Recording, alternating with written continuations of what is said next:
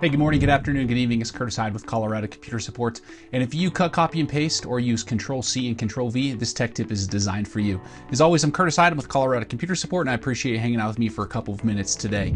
So we're going to be talking about your clipboard history and how this could be beneficial to you. So anytime you Control-C or right-click copy something, it'll be copied over to your clipboard history where you could go back and reuse it.